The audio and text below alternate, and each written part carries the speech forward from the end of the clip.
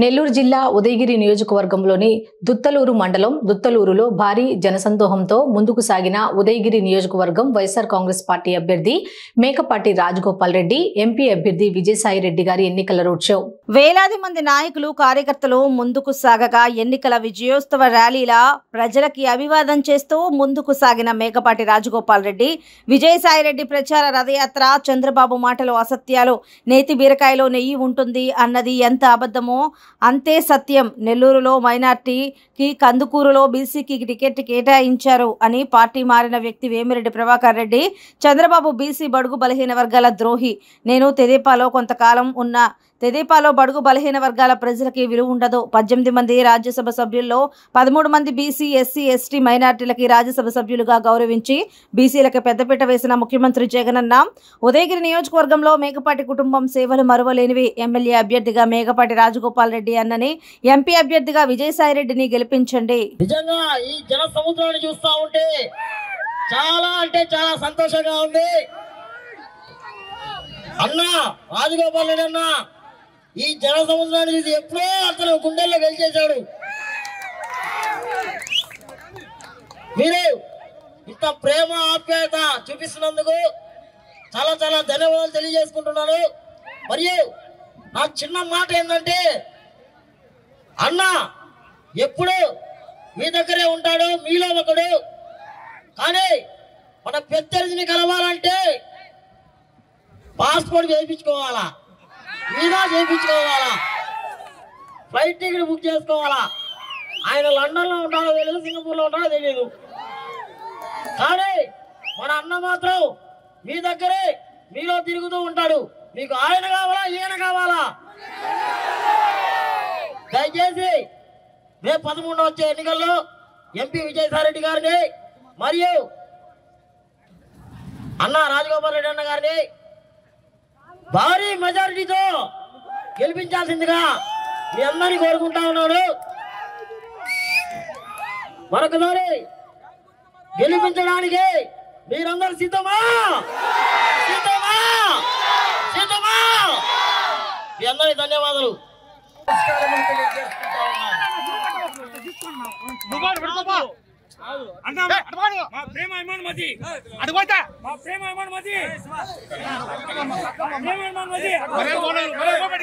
రాబోయే ఎన్నికలు 12 రోజుల్లో రాబోయేటటువంటి ఎన్నికలు పేదలు, బడుగు బలహీన వర్గాలని ప్రాతినిధ్యం వహిస్తున్నటువంటి వైఎస్ఆర్ కాంగ్రెస్ పార్టీకి, పెత్తందారులు, ధనవంతులు ప్రాతినిధ్యం వహిస్తున్నటువంటి తెలుగుదేశం పార్టీ కూటమికి జరుగుతున్నటువంటి ఎన్నికల యుద్ధం ఇది. దీంట్లో పేదల, బడుగు బలహీన వర్గాల పట్ల వైపు మనం ఉండాం. పెత్తందారులు, అగ్రవర్ణాల వైపు తెలుగుదేశం పార్టీ ఉంది. ఎవరు కావాలి అన్నటువంటిది ప్రజలే కోరుకోవాలి. ప్రజలే ప్రజాస్వామ్యంలో నిర్ణయం చేసేటటువంటిది. ఇప్పుడు నిన్నటికి నిన్న చంద్రబాబు నాయుడు ఒక విషయం చెప్పాడు. మొట్టమొదటి నుంచి కూడా జగన్మోహన్ రెడ్డి గారిని ఏ విధంగా ఎలిమినేట్ చేయాలా అన్నటువంటి విషయం ఆయన కుట్ర పన్నుతా ఉన్నాడు. నిన్న చెప్పాడు, జగన్మోహన్ రెడ్డిని ఇక్కడ నుంచి లేపేస్తే ఎలా ఉంటుంది, ఏం చేసుకుంటాడన్నటువంటి విషయాన్ని నిన్న చంద్రబాబు నాయుడు ప్రశ్నిస్తా ఉన్నాడు. మీకు చంద్రబాబు నాయుడులో మానవత్వం లేదు, ఒక మనిషి కాదు, క్రూరుడు, ఒక మృగం. వారు ఈ రోజు మన నెల్లూరులో మన వైఎస్ఆర్సీపీ పార్టీ జాతీయ ప్రధాన కార్యదర్శి కాకుండా మన భారతదేశ పార్లమెంటులో అత్యుత్తమ పార్లమెంటేరియన్ గా గౌరవ ప్రధానమంత్రి గారి దగ్గర అవార్డు అందుకున్నటువంటి ఈ రోజు వేణుమాక విజయసాయి రెడ్డి గారు మన ముందుకు జగనన్న ఆశీస్సులతో, మీ అందరి యొక్క ఆశీస్సులతో మీ ముందుకు రావడం చాలా గర్వంగా ఉందని తెలియజేసుకుంటూ, ఈనాటి కార్యక్రమంలో పాల్గొన్నటువంటి వైఎస్ఆర్సీపీ కార్యకర్తలు, నాయకులు, జగనన్న అభిమానులు, మేకపాటి కుటుంబ అభిమానులు, విజయన్న శ్రేయోభిలాషులు అందరూ కూడా పేరు పేరున ఒకసారి తెలియజేసుకుంటూ, ఈరోజు చూస్తున్న జగనన్న ఒకటే చెప్తున్నాడు, గత 5 సంవత్సరాలుగా నేను మీ ప్రతి కుటుంబానికి మేలు చేస్తేనే మన ప్రతినిధుల్ని ఎమ్మెల్యేలు కానీ ఎంపీలు కానీ మీరు ఆశీర్వదించి నన్ను ముఖ్యమంత్రి చేసి నా సేవల్ని మీరు రాబోయేటువంటి 5 సంవత్సరాల్లో జీవితాంతం కొనసాగించుకోవాలని చెప్పి కూడా మిమ్మల్ని నన్ను కూడా అభ్యర్థిస్తా ఉన్నారు. ఈ రోజు భారతదేశంలో ఏ నాయకుడు కూడా నా ఎస్సీ, నా బీసీ, నా మైనారిటీ అన్నటువంటి దాఖలాలు లేవు. ఉదాహరణగా నన్నే చూడు, అందరూ ఉదయగిరి నియోజకవర్గం అత్యంత రాజకీయ చైతన్యం కలిగినటువంటి గడ్డ ఈ ఉదయగిరి గడ్డ. అటువంటిది ఈ రోజు నేను కూడా గతంలో చాలా సార్లు వచ్చాను. కానీ నేతి బీరకాయలో నీ ఉండడం ఎంత సత్యమో తెలుగుదేశం పార్టీలో ఈ బడుగు బలహీన బీసీ వర్గాలకి, ముస్లిం మైనారిటీలకి న్యాయం అంతే నిజం. ఎందువలంటే ఎప్పుడు కూడా 14 సంవత్సరాలు ముఖ్యమంత్రిగా ఉన్నటువంటి చంద్రబాబు నాయుడు ఒక్క బీసీ కూడా ఎంపీ ఇచ్చినటువంటి రాజ్యసభలో దాఖలాలు లేవు. ఈ రోజు 9 మందిలో 4 బీసీలకే కాకుండా ఒక ఎస్సీ బాబురావు కూడా బీసీగా ఎస్సీ కూడా రాజ్యసభలో. ఈరోజు సామాజిక న్యాయంలో భాగంగా ఒక బీసీలు అంటే ఎన్నిముకలేనివాడు కాదు, సమాజానికి ఎన్నిమికలు అంటేవాడు అని చెప్పి నిరూపించినట్టే జగనన్నని మనం అందరం కూడా మనం కాపాడుకోవాలంటే ఈరోజు ఈ ఇద్దరు అభ్యర్థులు ఎమ్మెల్యేగా రాజమోహన్ అన్న, అదేవిధంగా ఎంపీగా జగనన్న ఏరి కోరి మన నెల్లూరు జిల్లా అభివృద్ధి కోసం పంపించినటువంటి సాయాన్ని మనం గెలిపించుకోవాల్సిన అవసరం. మీకు చివరిగా ఒక మాట చెప్తాను. చివరిగా ఈరోజు వేమిరెడ్డి ప్రభాకర్ రెడ్డి గారు ఎందుకు పార్టీ మారారు తెలుసా? నెల్లూరు నియోజకవర్గంలో పట్టణంలో ఒక ముస్లిం మైనారిటీ సోదరుడికి ఎమ్మెల్యే ఇస్తే నాకు ఓటు రావు కాబట్టి నేను పార్టీ మారుతాను. అదేవిధంగా బుర్రా మసూద్ యాదవ్ నెల్లూరు పార్లమెంట్ లో కందుకూరులో ఒక బీసీకి ఇచ్చారు, నేను గెలవలేనని చెప్పి ఈ రోజు అన్యాయంగా బీసీని మైనారిటీని అవమానపరిచి మనల్ని ఈ రోజు పార్టీ మారినటువంటి వ్యక్తిని ఆదరిస్తారా? ఈ రోజు సామాజిక న్యాయానికి పెద్దపేట భారతదేశంలోనే వేస్తున్నటువంటి జగనన్నను ఆదరిస్తామని చెప్పి కూడా మీరందరూ కూడా తెలుసుకోవాల్సిన అవసరం. ఈ రోజు గతంలో నేను కూడా తెలుగుదేశంలో ఉన్నాను. జన్మభూమి కమిటీలను పెట్టి అర్హులను కూడా అనర్హులు చేసి వాళ్ళ సంక్షేమ ఫలాలు అందనీయకుండా చేసినటువంటి వ్యక్తి చంద్రబాబు మళ్ళీ నేను ఏదేదో చేస్తానని చెప్పి ఒక మేనిఫెస్టోను ప్రకటించడం చాలా అన్యాయం. ఈ రోజు జగనన్న 2019లో ఎన్నికల సందర్భంగా పాదయాత్ర సందర్భంగా నవరాత్రులు ప్రకటించి 100కి 99 అమలు చేసి ఈ రోజు మీరు నన్ను ఆశీర్వదించండి, ఇంకా కూడా మీకు సేవ చేసుకోవడానికి నాకు అవకాశం ఇచ్చే వ్యక్తి జగనన్న అయితే ఆయన పవన్ కళ్యాణ్ వారు 2014లో రైతులు రుణమాఫీ చేస్తా, పొదుపు లక్ష్మికి రుణమాఫీ చేస్తా, నిరుద్యోగులకి ఇంటింటికి 1000 రూపాయలు పంపిస్తా అని చెప్పినటువంటి పెద్ద మనిషి అది అమలు చేయకుండానే 2019లో జగన్మోహన్ రెడ్డి గారు ముఖ్యమంత్రి అయిన తర్వాత పొదుపు ఆడవాళ్ళకి అన్నిటి కూడా రుణమాఫీ చేశారు. అదేవిధంగా రైతులకు రుణమాఫీ మన ప్రభుత్వం వచ్చిన తర్వాత చేసినటువంటి ఘనత మందైతే మళ్ళీ ఒకటేదో మేనిఫెస్టో చెప్పి మళ్ళీ అన్ని స్వర్గమేమి ముంగిడు నింపుతానన్నటువంటి పెద్ద మనిషికి ఓటేస్తారని మీరు అందరూ కూడా ఆలోచించుకోవాలని తెలియజేసుకుంటూ ఈరోజు మన మహిళలకి పెద్దపేట ఇప్పుడు రేపు రాబోయేటువంటి 2029లో ఎమ్మెల్యేలు ఎంపీలంతా కూడా అక్క చెల్లెళ్ళే.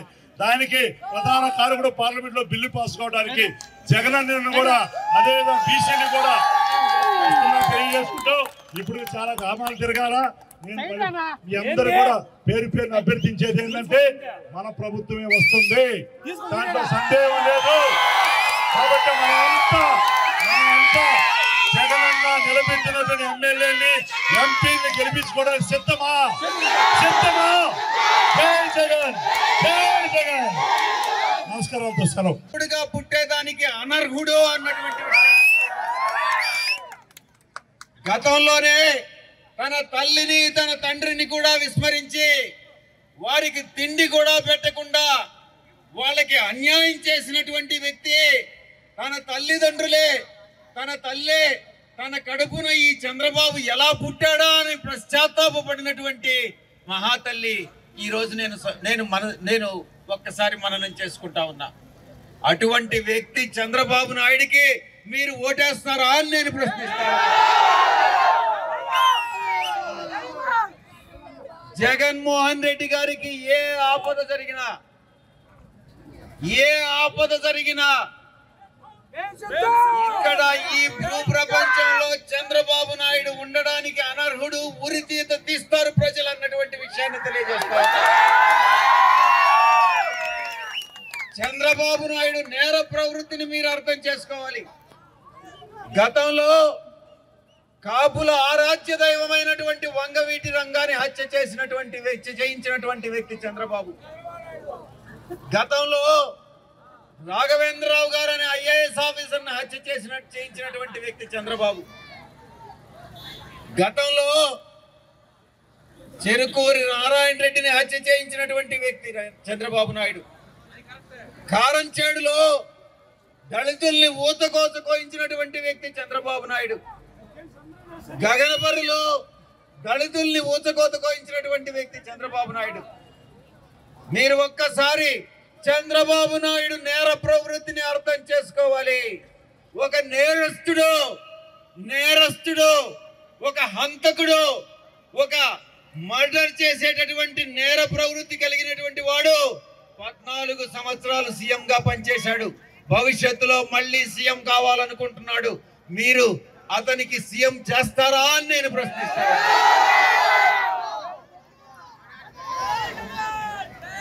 ఇక వైఎస్ఆర్ కాంగ్రెస్ పార్టీ మన ముఖ్యమంత్రి శ్రీ జగన్మోహన్ రెడ్డి గారు 2019లో ఇచ్చినటువంటి హామీలన్నిటిలో 99% నెరవేర్చడం జరిగింది.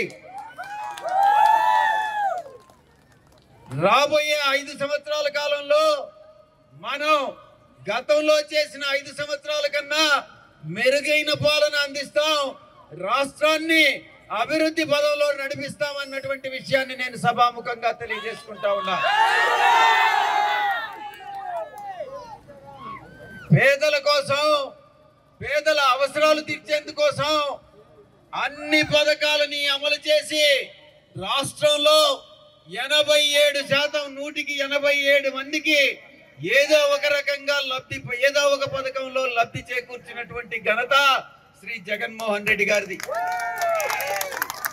దాంట్లో పేద బడుగు బలహీన వర్గాలు, బీసీలు, ఎస్సీలు, ఎస్టీలు, అగ్రవర్ణాల్లో కూడా పేదల్ని మనం ఎక్కడా విస్మరించకుండా ప్రతి ఒక్కరికి కూడా మేలు చేశాం మానవత్వంతో అన్నటువంటి విషయాన్ని తెలియజేస్తా ఉన్నా.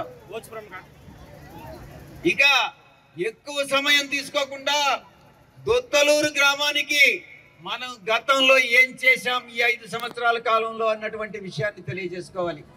దొత్తలూరు మండలానికి గత 5 సంవత్సరాల్లో 138 కోట్ల రూపాయలు అభివృద్ధి సంక్షేమ వ్యయం కింద మనం ఈ దొత్తలూరు మండలానికి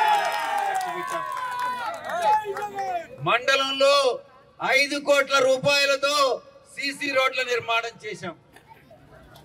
రాబోయే 5 సంవత్సరాల కాలంలో దేవుడి మీద నేను దేవదేవులైనటువంటి వెంకటేశ్వర స్వామి మీద ప్రమాణం చేసి చెప్తా ఉన్నా. నేను చెప్పేటటువంటి ఈ యొక్క మాటలన్నీ కూడా తూచా తప్పకుండా రాబోయే 5 సంవత్సరాల కాలంలో అమలు చేసి తీరుతామన్నటువంటి విషయాన్ని నేను మీకు తెలియజేస్తాను. దొత్తలూరు చెరువుని మోడర్నైజ్ సుందరీకరణ చేస్తాం. దొత్తలూరు వెలుగొండ ప్రాజెక్ట్ కెనాల్ ద్వారా నీటి సరఫరా చేస్తాం దొత్తలూరుకి. సోమశిల హై లెవెల్ కెనాల్ నిర్మాణం 2వ దశ చేపడతాం. చిన్న చిన్న పరిశ్రమలు, ఎంఎస్ఎంఈ, ఇక్కడ యువతకు ఉద్యోగ అవకాశాలు కల్పించేదానికి చిన్న చిన్న పరిశ్రమలు, ఇక్కడ ఒక ఇండస్ట్రియల్ కారిడార్ ని తీసుకొస్తామన్నటువంటి విషయాన్ని నేను ఇక యువతకు ఉద్యోగ అవకాశాలు కల్పించేదానికి, నిరుద్యోగ సమస్య తీర్చేదానికి ప్రతి 6 నెలలకు ఒకసారి జాబ్ మేళా నిర్వహిస్తామన్నటువంటి విషయాన్ని తెలియజేస్తాను. నేను ఒట్టి మాటలు చెప్పడం లేదు. 1 సంవత్సరం క్రిందట మొత్తం 4 ప్లేసుల్లో, విశాఖపట్నంలో, గుంటూరు నాగార్జున యూనివర్సిటీలో, తిరుపతి వెంకటేశ్వర యూనివర్సిటీలో, కడపలో జాబ్ మేళాస్ నిర్వహించడం జరిగింది.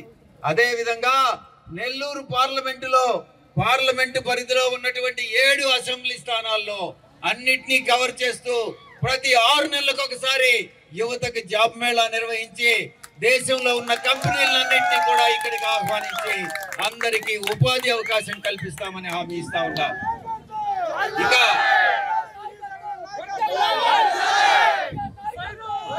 బండ కింద పల్లె మీదుగా వింజమూరు మెయిన్ రోడ్డుకి కొత్తపేట లింకు రోడ్డుని ఏర్పాటు చేస్తూ 8 కిలోమీటర్ల రహదారి ఏర్పాటు చేస్తామన్నటువంటి విషయాన్ని తెలియజేస్తా ఉన్నా. సింహాపురం మీదుగా వెంకన్నపాలెం తేడుపాడు రోడ్డు 6 కిలోమీటర్ల పొడవున నిర్మాణం చేస్తామని హామీ ఇస్తా ఉన్నా.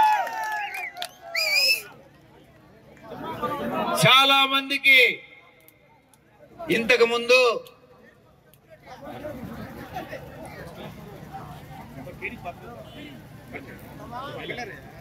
వరికుంటపాడు మండలంలో 1700 మందికి ఇళ్ల పట్టాలు ఇవ్వడం జరిగింది. అదే విధంగా దుత్తలూరులో కూడా రాబోయే కాలంలో ఈ యొక్క ఎన్నికలు అయిన తర్వాత అర్హులందరికీ కూడా ఇళ్ల పట్టాలు మంజూరు చేయడం జరుగుతుందని నేను సభాముఖంగా తెలియజేసుకుంటా ఉన్నా. ఇక రెవెన్యూకు సంబంధించినటువంటి ఏ సమస్యలున్నా నేను ఒక్కటే చెప్తా ఉన్నా,